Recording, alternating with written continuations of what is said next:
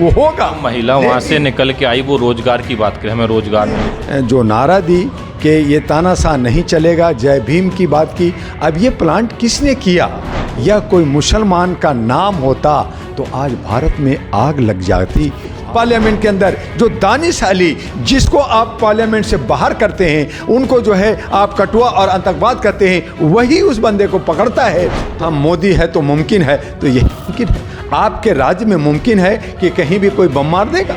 आज बेरोजगार इतना त्रस्त है कि वो पार्लियामेंट के अंदर अपनी आवाज़ उठाने के लिए जाता है। अगर ये रिपोर्ट था कि साल पहले से ये तैयारी हो रही थी तो पकड़ा क्यों नहीं? साथियों नमस्कार, मैं हूं विवेन सिंह और आप देख रहे हैं इंडस न्यूज़ 24/7। हमारे साथ इस समय विश्वविख्यात महाधिकार लीडर डॉक्टर दुआजी। डॉक्टर दुआजी से हम बात करेंगे जिस तरह से कल संसद में 2 लोग घुसने से वहाँ पे संसद में सुरक्षा में बड़ी चूक हुई, उसके लिए हम बात करेंगे। लेकिन कल 13 दिसंबर को ठीक आज से 22 साल पहले भी ऐसी घटना पार्लियामेंट में हो चुकी है। डॉक्टर दुआजी, जो कल जिस तरह से पार्लियामेंट में 2 लोग घुस गए, सुरक्षा में एक बड़ी चूक हुई, संसद में जो हुआ, उसको आप किस तरह देखते हैं? जर्नलिस्ट महोदय, ये जो घटना 13 दिसंबर ये बरसी की तौर पे कहें या ये कहें कि जो अभी नया संसद बना बिस्टा, जिसमें हमारे आदरणीय माननीय सम्माननीय जी मोदी जी ने कहा कि ये अवैध और बहुत ही सुरक्षित हमारी संसद भवन होगी और दुनिया, भारत की नहीं बल्कि दुनिया का एक बहुत ही जो है उत्तम हमारे संसद होगा, चूँकि हमारा लोकतंत्र जो है बहुत बड़ा है।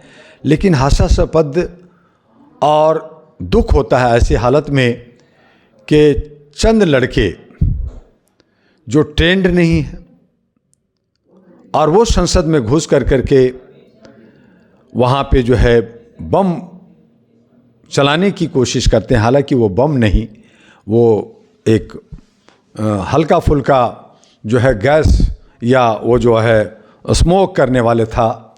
लेकिन वो चीज़ संसद में गया कैसे?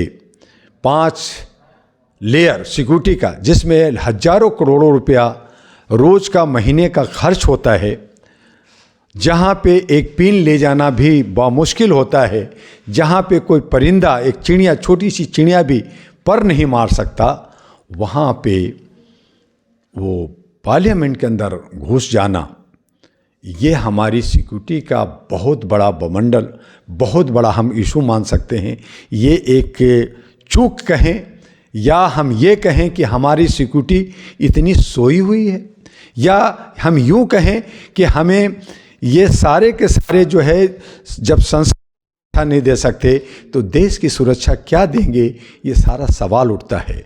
आज ये चूक, अगर ये हादसा ओरिजिनल होता, अगर सचमुच में बम होता या कोई आतंकवादी होता या कोई मुसलमान का नाम होता तो आज भारत में आग लग जाती, आज हर जगह दंगा फसाद हो जाता। क्या इसकी जिम्मेदारी होम मिनिस्टर लेते हैं? ऐसी जिम्मेदारी ले करके हमारे होम मिनिस्टर अमित शाह जी को इस्तीफा दे देना चाहिए। उनकी चूक है। वो कहते हैं हमने पकड़ लिया, वो कहते हैं हमें जांच कर रहे हैं। जांच और पकड़ने की मामला नहीं है, जांच पकड़ना तो करेंगे ही करेंगे, वो तो जरूरी था, वो होगा। महिला वहाँ से निकल के आई, वो रोजगार की बात करें, हमें रोजगार नहीं। वो महिला बाहर थी, नीलम की जो बात कर रहे हैं वो बाहर थी, उसने ये किया और उसने जो रोजगार का और उसने जो है जो नारा दी कि ये तानाशाह नहीं चलेगा, जय भीम की बात की। अब ये प्लांट किसने किया, कौन सिखाया, कौन इसका गुरु है, कौन इसका मास्टरमाइंड है, ये इसको देखना होगा। हमारी सिक्योरिटी लैप्स की है, हमारी सिक्योरिटी की गलती है और जो जवाबदेही जिन पे बनती है उन पे जवाबदेही का उनको जवाब देना पड़ेगा। क्योंकि अभी इस तरह की हरकतें जो पार्लियामेंट में हुआ है वो सिर्फ हम बच्चों पे या नीलम पे दोष, हाँ ठीक है, उनकी इंक्वायरी हो, जांच हो और उसको सही जगह पे पहुंचाया जाए। तो इस पे कितनी एंगल से अगर आपको जांच होगी, आपको देखना होगा कि क्या वो आतंकवादी का उनके साथ तार जुड़ा हुआ था, क्या वो उसको पाकिस्तान, चाइना और किसी और देश से उसका लिंक जुड़ा हुआ था, क्या कोई अलगाववादी या कोई पार्टी दूसरी विपक्ष का कोई हाथ था या पक्ष का हाथ था।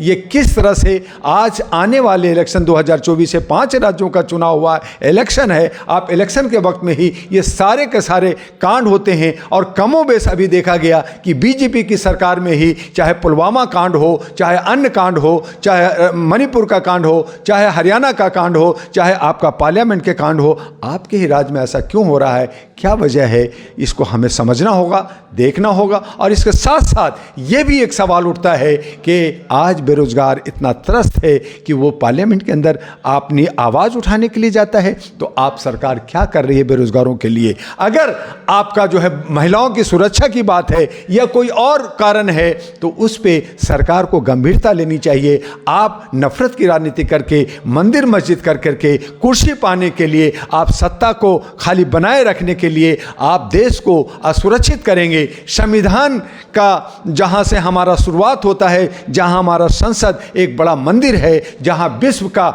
एक वहां से रिपोर्ट जाता है, आप उसको असुरक्षित रखेंगे तो हम अपने देश को अब पूरे विश्व के अंदर आपने नीचे गिरा दिया है। तो आप इसका जवाबदेह कौन लेगा? होम मिनिस्टर को इसकी जवाबदेही लेते हुए तत्काल उनको इस्तीफा दे देना चाहिए। लेकिन सर एक सवाल है कि आपने बात की कि बीजेपी शासन में क्यों होता है।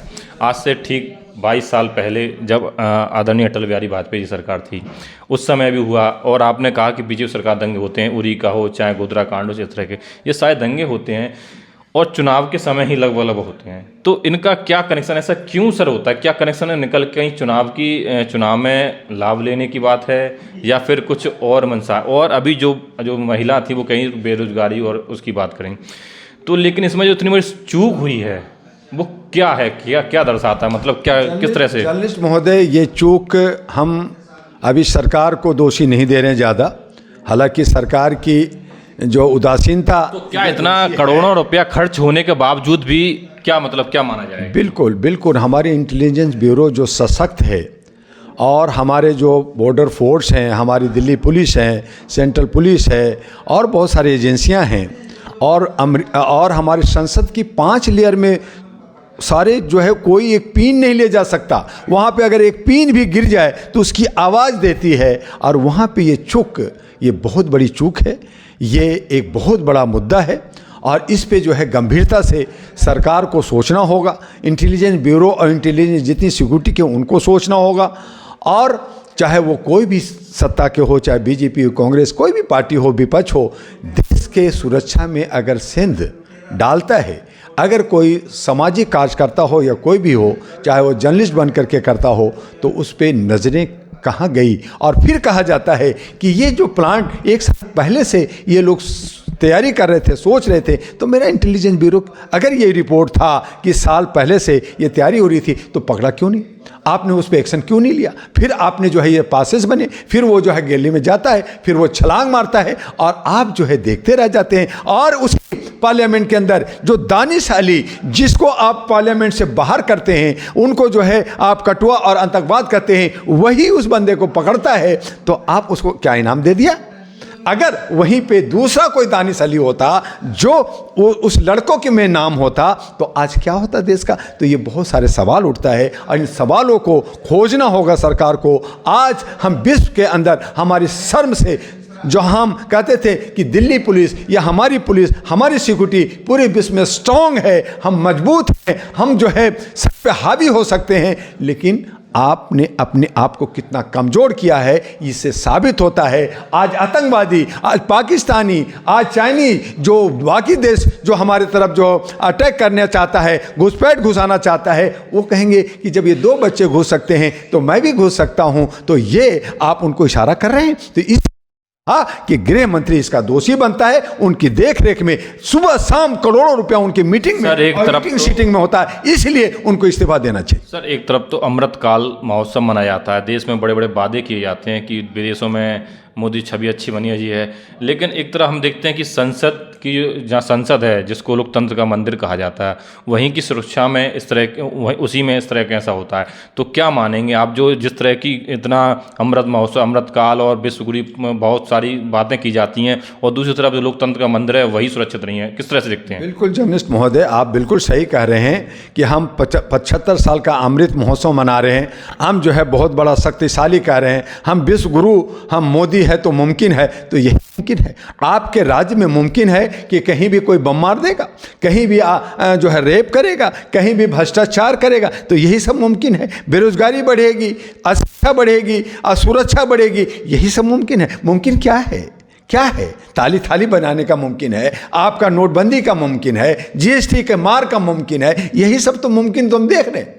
मिल क्या रहा है? यही मुमकिन है। तो हम कह रहे हैं मोदी है तो मुमकिन है, तो ये सब कुछ हो सकता है। कल को पार्लियामेंट उड़ सकता है, कल को दिल्ली उड़ सकता है, कल को हिंदू मुस्लिम में लड़ा करके खून खराबा करके होम मिनिस्ट्री गृह युद्ध हो सकता है, ये सब मुमकिन है।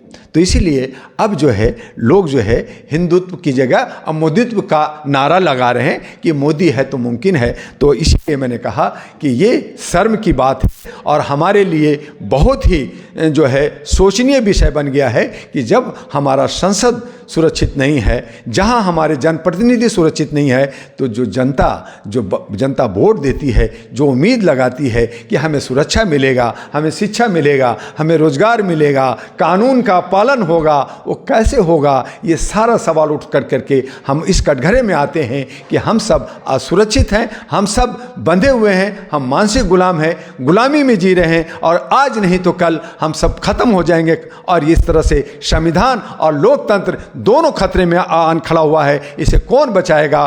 कैसे देखें? कहाँ जाएं? राजनीतिक में हमारे जो सोशल मीडिया है, हमारी जो प्रिंट मीडिया है, हमारी जो स्ट्रीम मीडिया है, ये सब के सब गोदी मीडिया बन करके कहीं ना कहीं सरकार के सुर में सुर मिला के बात करते हैं, तो फिर देश क्या होगा? ये एक क्वेश्चन मार्क है।